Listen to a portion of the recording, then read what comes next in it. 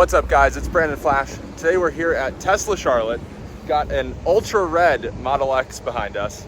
Not taking that home today. I wish, though. Maybe not with the cream interior. That's not my cup of tea. But we're here to take delivery of my new Tesla. And if you've been following, you know that my Rivian is gone. Wanted to get something cheaper. Ordered a new Tesla. I looked at some used ones, but none of the deals really made sense. So I decided just to order a brand new one. Figured it would also be better content for you guys. And I'm not going to reveal the configuration quite yet, but let me tell you some of the story that led up to taking delivery today and some of the things along the way. And if you've been following me on Twitter, which I recommend you do, you'll know some of this, but not all of this.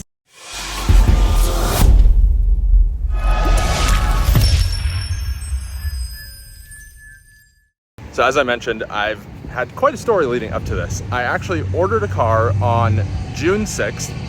Today is now June 29th, end of quarter two at Tesla, which if you're at all familiar with how Tesla operates, end of quarter is pretty crazy. You can see tons and tons of cars behind me. And I ordered it knowing that I would take delivery by the end of the quarter, of course, because if you don't, well, Tesla will probably just cancel your order anyway. But I ordered a blue with black interior Model Y all-wheel drive. That's the base model with the 4680 cells. And I also had the trailer hitch on there, tow hitch, whatever they call it. Didn't have a VIN assigned at all, even up until last week. So then I contacted my advisor because I wanted to get a VIN, make sure I could take delivery this quarter, and also have a vehicle lined up for when my Rivian was sold, which it's now pending sale, will be going any day now. And so I had them assign me a VIN that didn't have the trailer hitch, but was otherwise the same configuration. That was in Raleigh. I'm in Charlotte, North Carolina. Raleigh's about 3 hours. But I wasn't 100% sure I wanted that. I also didn't really want to have to go all the way to Raleigh, get a ride there, things like that. But let's also take a step back first. The reason I ordered black interior versus white interior, especially if you've been following me, you know I really like the white interior. Because if you've been following Out of Spec Dave, Kyle's dad, they're actually not producing the white interior out of the Giga Austin factory, or at least they weren't until a few days ago. So matched to that car in Raleigh, and then the next day after getting matched to that car, getting things kind of sorted, I saw that my original configuration that I ordered popped up in Tesla's inventory tool. So that was the Model Y all-wheel drive, blue, black interior, tow hitch. So I had them swap me to that because that was coming into Charlotte, and that would of course be easier rather than having to go all the way to Raleigh. Was scheduled to take delivery yesterday on Wednesday, June 28th, because that vehicle had come in. Saw it, looked good. Wow, there's a Hummer right there, Hummer EV passing by. But anyway, came in because they introduced a price adjustment yesterday as well. So all the inventory cars got roughly a 1% discount, it seemed, or about $500. So I was hoping they could apply that to mine, but they couldn't because I already had a VIN assigned, and if they unmatched and rematched, there was a chance I wouldn't actually get it, which is all sorts of wonky. It's only $500, so it wasn't really worth it. But they showed me some of the cars that were in inventory in case I wanted to swap, because those did have the discount. And also my order was $250 less than the current pricing because they raised the price since I placed my order.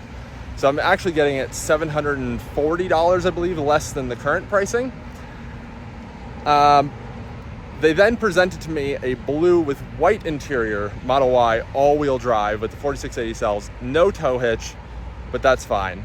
I then called my bank because I'm doing third-party financing, not through Tesla. I got a better rate that way. And they were able to make the swap even though I had the loan finalized.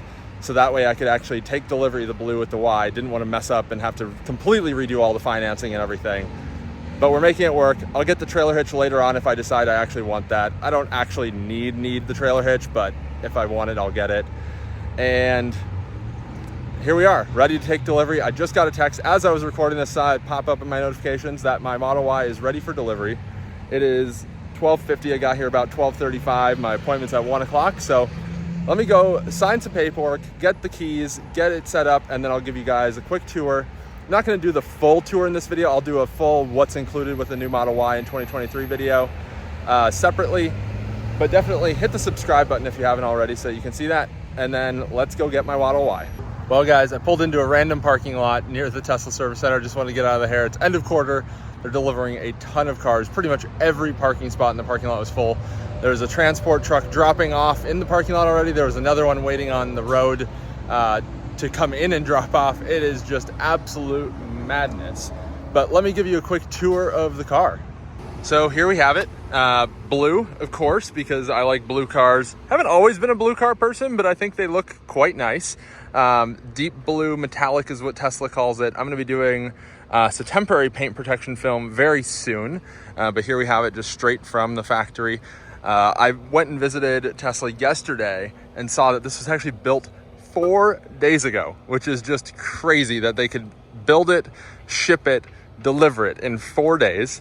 You can see we have the 19-inch Gemini wheels. So those are our covers. I'll probably pull those off. I've already got a cap kit, but when I get home, I'm gonna film a different video for you guys showing everything that a brand new Model Y comes with in 2023, specifically the Austin-built 4680 structural battery pack variant. But just looking around, everything looks really nice, actually. Got the temp tag back here because I could not transfer my license plate from the Rivian, but that's a whole different story. That I might not even get into. That's thanks North Carolina DMV. But here we have the trunk. It's a very strange way that they do that, but I'm gonna put that back, put this down there instead. We've got, of course, power trunk, shut it like that.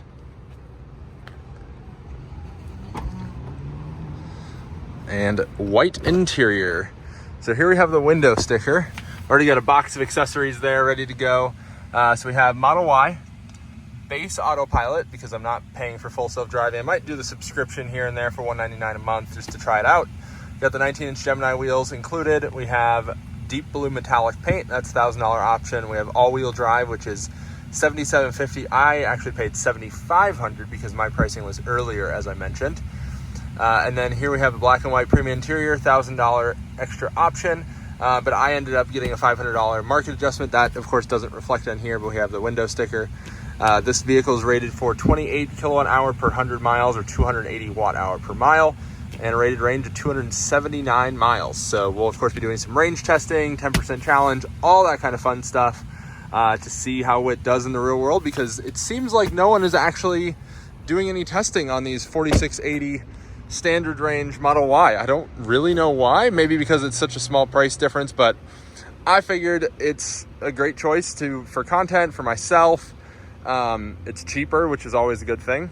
And before I purchased this, I actually ran a whole bunch of Better Route Planner simulations of different routes that I'll go, and just theoretical like cross-country routes. And it seemed like on most routes, if you assume about 1,000 miles, it only added about 10 minutes to take this standard range Model Y versus a Model Y long range all-wheel drive, which I thought was pretty much inconsequential. You're gonna make up that time difference whether you take too long at one stop or you do a hotel charge instead of a charge late at night, or whatever the case. 10 minutes doesn't matter when the trip is 20 hours long. Like, you will not even notice that at all. But here we have it. I just want to make this video, show you guys my new car. Delivery experience was excellent. We did have one minor flaw, but they already got it fixed for me. And let me show you. It's fixed now, but I'll try and remember to put it in picture. Otherwise, it's so minute, but let me show you. So we're coming in the back seat here. So I tested all of the USB ports when I got in the car because I just want to make sure they worked. Discovered that the rear ones were actually very slightly offset.